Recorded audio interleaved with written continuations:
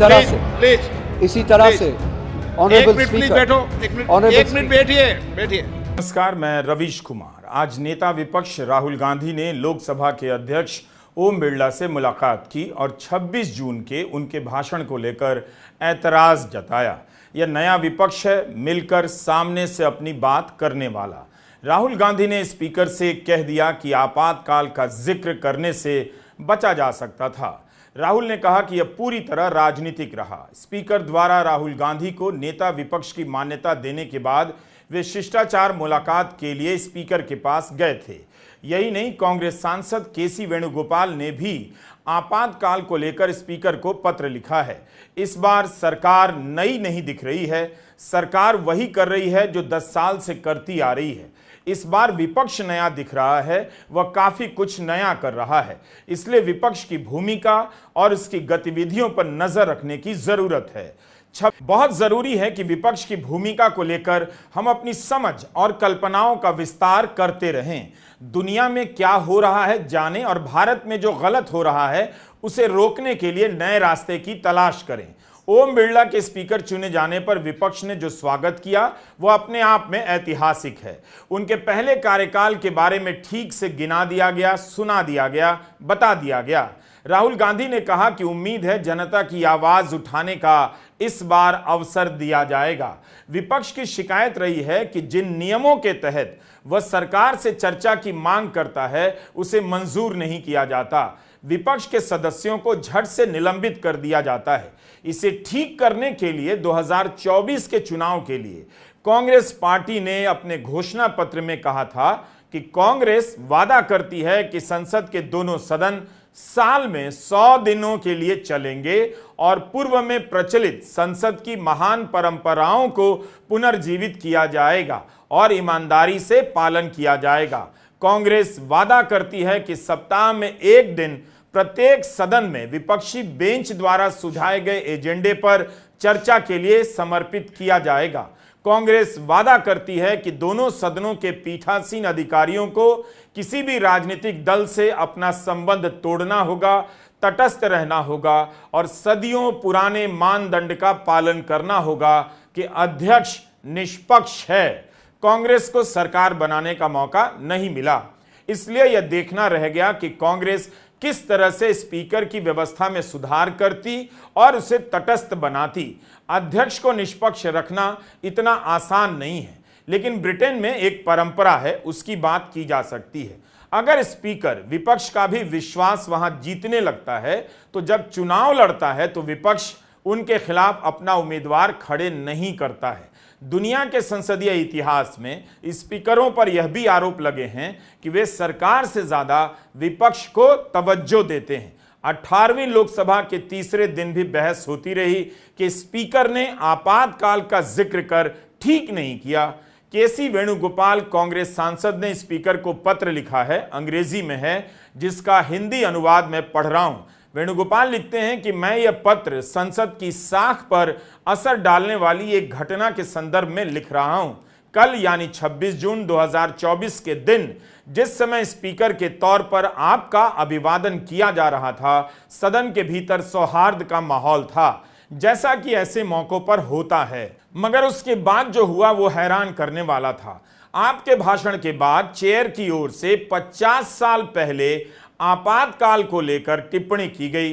Chair की ओर से ऐसी राजनीतिक टिप्पणी करना संसदीय इतिहास में अभूतपूर्व है। नए स्पीकर द्वारा या उनके पहले कर्तव्य के रूप में किया जाना और भी गंभीर है। मैं भारतीय राष्ट्रीय कांग्रेस की ओर से संसदीय परंपरा के इस अपमान पर अपनी चिंता और पीड़ा व्यक्त करता हूं। यह नया विपक्ष है, काफी बदल गया है। वह बीजेपी, आईटी सेल और गोदी मीडिया के अभियानों से भय मुक्त हो चुका है। चुनाव के नतीजे आने के बाद भी विपक्ष के रूप में कांग्रेस सुस्त नहीं पड़ी है। सत्ता नहीं मिली है, लेकिन विपक्ष की जिम्मेदारी लगातार निभाती जा रही है। हर दिन सोशल मीडिया में स्पीकर ओम बिरला के इस तरह के हस्तक्षेप खूब वायरल होने लगे हैं। इसका मतलब है जनता भी स्पीकर के हस्तक्षेप को नोट कर रही है। उनका सार्वजनिक मूल्यांकन अब होने लगा है। इस पे आपको आपत्ति नहीं होनी चाहिए थी सर। किस पे आपत्ति नहीं हो, सलाह मत दिया करो। चलो बेटो, चलिए। क्या ओम बिरला इस तरह से सत्ता पक्ष के किसी मंत्री को बोल सकते हैं? अब हम आपको ब्रिटेन से कुछ उदाहरण दिखाना चाहेंगे। 4 साल पहले की बात है।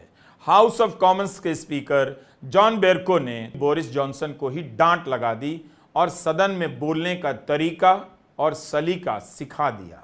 2018 में तत्कालीन विदेश सचिव बोरिस जॉनसन ने विपक्ष की एक महिला सांसद और शैडो विदेश मंत्री को उनके पति के टाइटल से पुकार लिया, जिसे लेकर अध्यक्ष जॉन बर्को ने उन्हें तुरंत फटकारा। अपनी ही पार्टी के फॉरेन सेक्रेटरी को संसद में सेक्सिस्ट कह दिया और माफी मांगने के लिए कहा। इस वीडियो को देख लीजिए, उम्मीद कीजिए ओम बिरला ऐसा कुछ करेंगे इस बार। यह डांट अंग्रेजी में पड़ी है, लेकिन हिंदी में स्पीकर यही कह रहे हैं, इस संसद में नाम लेकर बात नहीं करते, पति के टाइटल से किसी को नहीं पुकारते, महिला सांसद का अपना नाम है, नाम आप जानते हैं, इसकी अनुमति नहीं दी जा सकती कि आप टाइटल से पुकारें। डांट इंग्लिश में है, खूबसूरत है, मगर इस डांट की भावना आप हिंदी, गुजराती, मैथिली, भोजपुरी में भी आसानी से समझ सकते हैं। We do not address people by the titles of their spouses. The Shadow Foreign Secretary has a name, and it's not Lady something.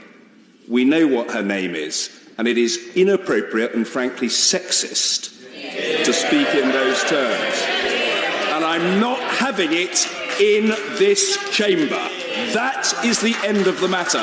No matter how senior a member, that parlance is not legitimate. It will not be allowed, and it will be called out on it. And I require no chuntering from secretary position from any occupant of the Treasury bench. I've said what the position is, and believe me, that is the end of the matter. I hope I've made the position extremely clear to people who are not well informed about such matters. कल्पना कीजिए भारत की संसद में speaker सत्ता पक्ष के किसी मंत्री को ऐसी डांट लगा रहे हों, और यह कल्पना करते हुए बेहोश मत हो जाइएगा कि स्पीकर प्रधानमंत्री मोदी से कह रहे हों कि किसानों को आंदोलनजीवी कहना लोकतांत्रिक तरीका नहीं है। लोकतंत्र में कोई आंदोलन नहीं करेगा तो क्या करेगा? प्रधानमंत्री जी, आप ऐसी बातें ना करें। ब्रिटेन में यह सब इसलिए हो सका कि ब्रिटेन की संसदीय परंपरा में स्पीकर का रोल 1800 से ही परिभाषित होने लगा था। एक मैनुअल बनने लगा था जब यह शिकायत बढ़ने लगी कि विपक्ष को संसद में बोलने नहीं दिया जाता है। अगर आपको लोकसभा के स्पीकर के कार्यों की समीक्षा करनी है तो एक तरीका यह है कि उनके पिछले कार्यकाल या दूसरी सरकारों के स्पीकर के कार्यकाल से तुलना करें, निष्पक्ष करें। और दूसरा तरीका यह भी है कि सर उठाकर देखें दुनिया भर में कैसे कैसे स्पीकर हुए हैं। यह भी देखिए कि भारत की लोकसभा में स्पीकर ने कब कब सरकार को काबू में रखा और चेक किया। इसके भी उदाहरण सामने रखे जाने चाहिए। जरूरी नहीं कि हम लंदन और अमेरिका से प्रभावित हो ही जाएं। कांग्रेस ने वादा किया था कि संसद का सत्र चलेगा तब हर सप्ताह एक दिन विपक्ष को मिलेगा। कितना छोटा सा ख्वाब है ये। क्या प्रधानमंत्री मोदी इसे लागू करने की हिम्मत दिखा पाएंगे? सप्ताह में एक दिन ही की तो मांग हो रही है। आप जानते हैं कि ब्रिटेन में संसद के हर सत्र में विपक्ष को 20 दिन मिलता है। 17 दिन मुख्य विपक्षी पार्टी को मिलता है और बाकी 3 दिन दूसरे नंबर की विपक्षी पार्टी को। यहां भी देखिए एक संतुलन है। विपक्ष में भी केवल उसी पार्टी का दबदबा ना रहे जिसे सबसे अधिक सीटें मिली हैं, इसलिए दूसरे नंबर की बड़ी पार्टी को भी 3 दिन दिए गए हैं। अक्सर हम विपक्ष का मतलब विरोधी दल ही समझते हैं, लेकिन सत्ता पक्ष के भीतर भी तो विपक्ष हो सकता है। ब्रिटेन की संसद में सत्ता पक्ष के भीतर भी एक विपक्ष है और उसे मान्यता प्राप्त है। यहां स्पीकर की दाईं तरफ सत्ता पक्ष बैठा है और बाईं तरफ विरोधी दल, लेकिन सत्ता पक्ष के भीतर भी विपक्ष है। हो सकता है कि कई सांसदों को सरकार की नीतियां पसंद ना आए और वो विरोध करना चाहें। उदित भाटिया से जब ब्रिटेन के सिस्टम को समझ रहा था तब यह बात निकल कर आई कि सत्ता पक्ष के भीतर भी विपक्ष की कल्पना की गई है। इन्हें बैक बेंचर्स कहा जाता है। भारत ने भी शैडो कैबिनेट बनाने की शुरुआत हुई थी। मार्च 2020 में महाराष्ट्र नवनिर्माण सेना ने शैडो कैबिनेट की घोषणा कर दी।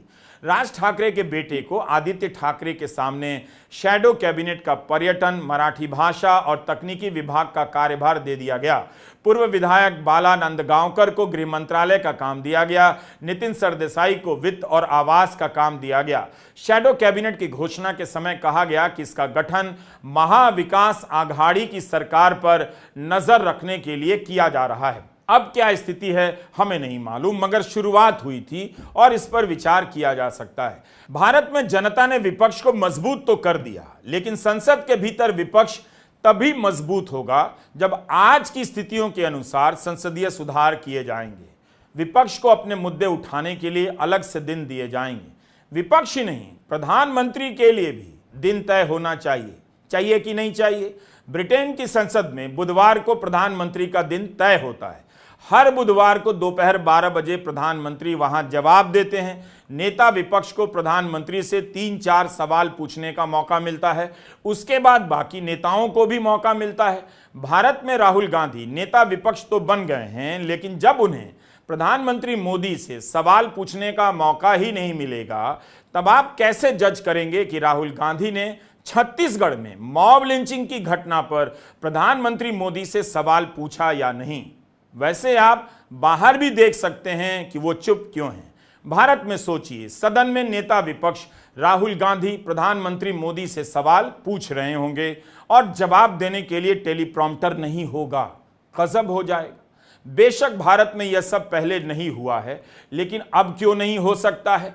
जिस तरह से विपक्ष के 100 से अधिक सांसदों को एक सत्र में निलंबित कर दिया गया, उनके बोलने के वक्त माइक बंद कर देने की घटना सामने आई है, इसका मतलब है कि पहले से चली आ रही परंपराएं, सहमति का आदर, यह सब ध्वस्त हो चुका है।